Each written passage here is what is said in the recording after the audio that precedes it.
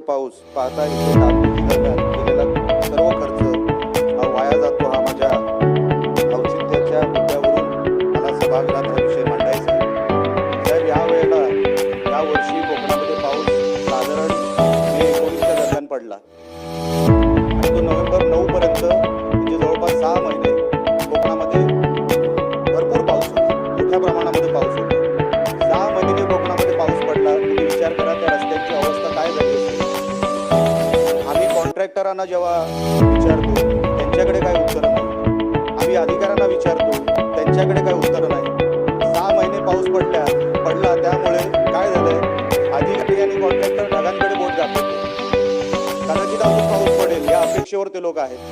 मागची बिलं काढली गेली नाही सार्वजनिक बांधकाम विभागातून, म्हणून अजूनपर्यंत नवीन कॉन्ट्रॅक्ट घ्यावा की न घ्यावा कॉन्ट्रॅक्टरांना पडलेला हा प्रश्न आहे। आणि जर मागची बिलं भरली गेली नाही, दुरुस्तीला पैसे येऊन सुद्धा आपल्या सरकारने दुरुस्तीला पैसे दिले, पाऊस जास्त पडला, तो खर्च पडला नाही, कॉन्ट्रॅक्टरला कारण मिळालं, अधिकाऱ्यांना कारण मिळालं, अशा परिस्थितीमध्ये दुरुस्तीचे पैसे येऊन सुद्धा इकडे रस्ता झालेला नाही, दुरुस्ती झालेली नाही। महामार्गाचा पण तोच विषय। MDRचे रस्ते साहेब, MDRचे रस्ते असे कधीच खराब झाले नाहीत तेवढे ह्या पावसाळ्यात खराब झाले। दरवर्षी आपल्याला जर रस्ता बनवावा लागेल तर तो रस्ता टिकणार कसा?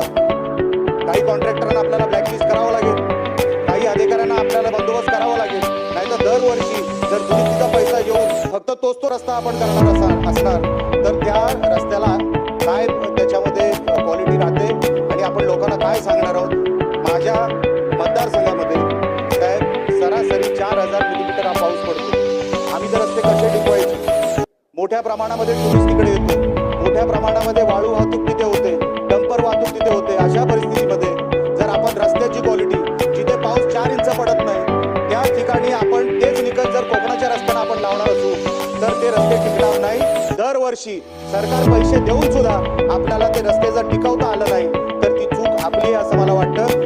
ते कॉन्ट्रॅक्टर, ते अधिकारी जागच्या जागी त्यांचा बंदोबस्त व्हावं आणि शासनाने ते लवकरात लवकर करावं। आणि इव्हन महामार्गाला जो काही विषय झालेला आहे, कॉन्क्रीटचा रस्ताही आहे आणि डांबरी रस्ताही आहे। जिथे डांबरी रस्ता झालेला आहे तिथे डांबरी रस्ता खराब झालेला आहे, खड्डे एवढ्या मोठ्या प्रमाणात आहेत, ऍक्सिडेंट वाढलेत। बॉक्सवेलची कामं नाहीये, कॉन्ट्रॅक्टर रडतोय, त्याला पैसे मिळत नाहीये, त्याला पैसे द्यायचा प्रयत्न करत नाही। मी कुठल्याही कॉन्ट्रॅक्टरची बाजू घेणार नाही, घ्यायची मला गरज नाही, पण त्यांचा बंदोबस्त तरी करा, अधिकाऱ्यांचा तरी करा आणि आमचे रस्ते कोकणातले नीट करा आणि आमचे निकष जे कोकणाचे आहेत ते एकदा कायमचे बदलून टाका।